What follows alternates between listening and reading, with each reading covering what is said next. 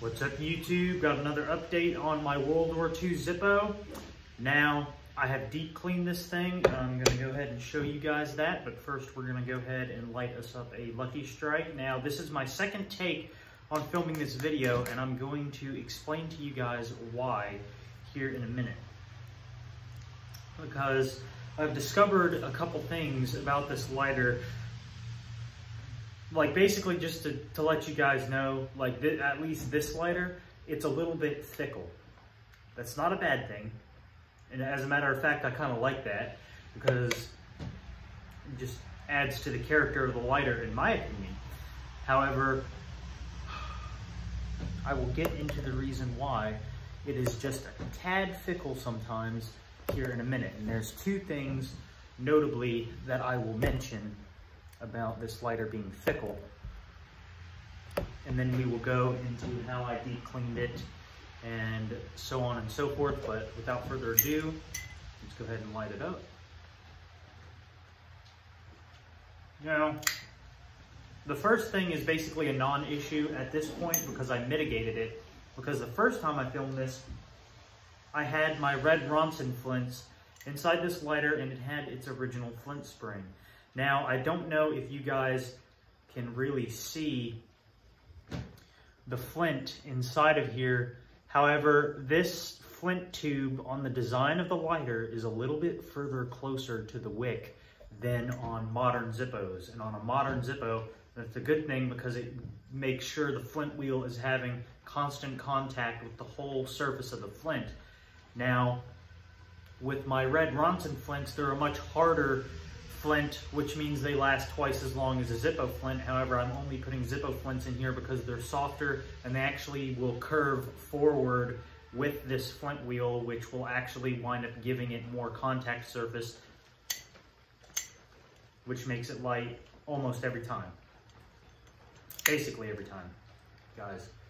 Because again, with that Ronson flint, guys, I would be sitting here, strike, strike, strike, and it wouldn't have that much of a spark. And I was sitting there thinking, I really hope it's not like a problem with like the flint wheel being weakened or something like the steel. Like if someone a long time ago in the past during World War II or whatever had it lit for an extensive period of time and then it actually weakened the steel on this flint wheel. That's not the case. It's just how the flint actually goes up in there. It's kind of angled in the lighter. And using a new flint spring, guys, because again, and I'll actually show you now, what I did is you see this insert in here? Now I've labeled this bag WW2 Zippo, so that way I know everything that was originally in this lighter and everything like that. And the reason why that insert is in there is because I switched inserts with a 2020 Zippo, or not 2020 Zippo, I switched flint springs with a 2020 Zippo. And I put the 2020 flint spring inside that lighter because I stretched it out just a little bit and put the original World War II one inside that insert. So that's why it's in that bag. And again, I want to keep everything that came with this lighter in its own special little spot. And another thing that this lighter is just a little bit fickle about, which again, I don't really mind, is it's the lid closing. As you guys can see, like right there, the lid does not close quite all the way. However, both I have noticed this and actually the previous owner who owned this lighter, who I bought it from, noticed this. If you push the lid forward, now it closes all the way, or the insert, sorry. Because this insert does slide just a tiny bit inside the lighter. And you just want to make sure, at least in this case, that you slide the insert forward enough to where it closes all the way. And now, guys, literally works every fucking time. Again,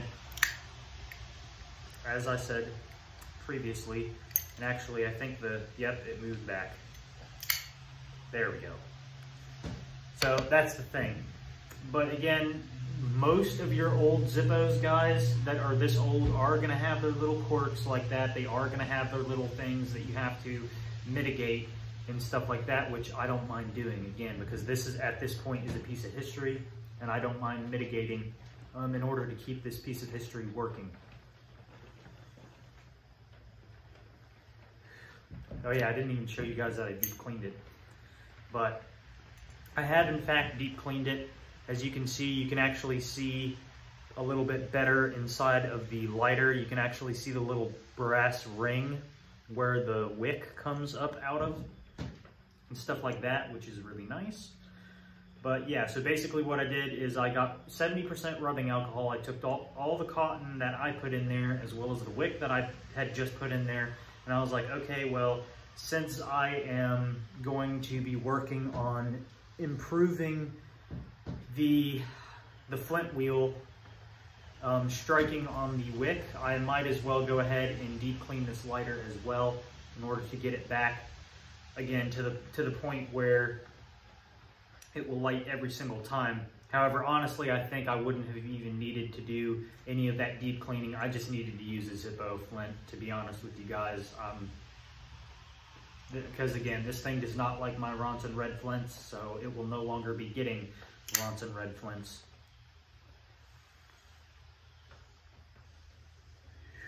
But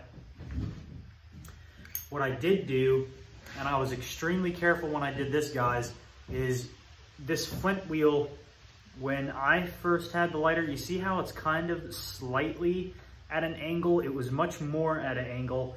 And what I did was I wrapped a pair of needle nose pliers and duct tape, and then I wrapped this flint wheel in the little metal that comes down to the flint wheel, and I just bent it a little tiny bit, just a hair each time, guys.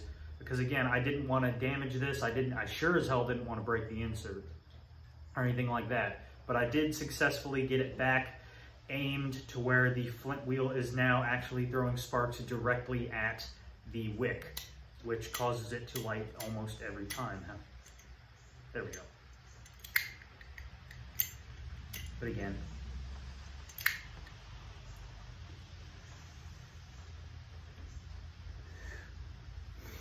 so I now consider this carry worthy. However, again, I am not going to be carrying this just for the fact that, guys, this is a really rare old Zippo. I don't want to lose it, anything like that.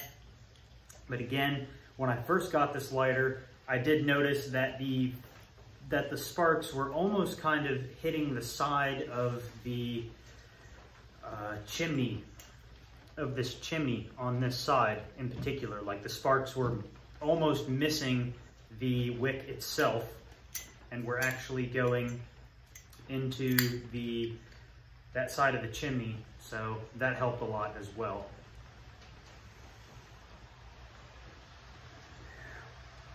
This lighter works. It's a reliable lighter, everything like that. I mean, it was a reliable lighter before then, but again, I just deep cleaned it and did a couple little things to it. Again, like replacing its original flint spring with the flint spring that I just took and stretched out a little bit to compensate for the fact that, again, the flint does not sit directly like this in the lighter with the flint wheel. Like, pretend these fingers are the flint wheel like that. It sits kind of like that inside the lighter. So again, I just had to accommodate for that. And in the future, I actually do want to try to put something in there to kind of push that flint back just a tiny bit, so that way it throws more sparks and lights even more reliably. However, at this point, it lights reliably enough now. I'm not really worried about it anytime in the foreseeable future. But again, I absolutely love this lighter, guys. Once I do get my military lantern, it'll be hanging up there. You guys won't be able to see it. However, again, I am actually purchasing another military lantern that I found that's quite a bit older than my current military lantern.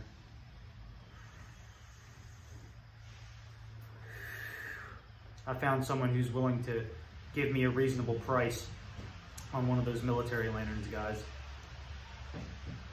So I do believe it would be fitting to light a military lantern with a military Zippo. And again, I mentioned this in the previous take. However, I was using the red Ronson flint and it still wasn't lighting. nowhere near as good as it's lighting now. And again, that's mostly due to my fault wanting to put a Ronson red flint in there. That's not the fault of the Zippo. That's not the fault of how old it is. That's not the fault, that was just me wanting to use a flint that would last almost twice as long. However, I would rather have it light reliably than have a flint that lasts twice as long, if you get what I'm saying, guys. But anyway, I'm gonna go ahead and end this video here, even though I haven't finished my cigarette, because my phone is about to die on low battery. So again, if you like the video, like, share, comment, subscribe. Anything you do helps. And I will see you in the next video. And I will have more updates on this Zippo, especially because again, it's now my favorite lighter that I own now. But I will see you in the next video.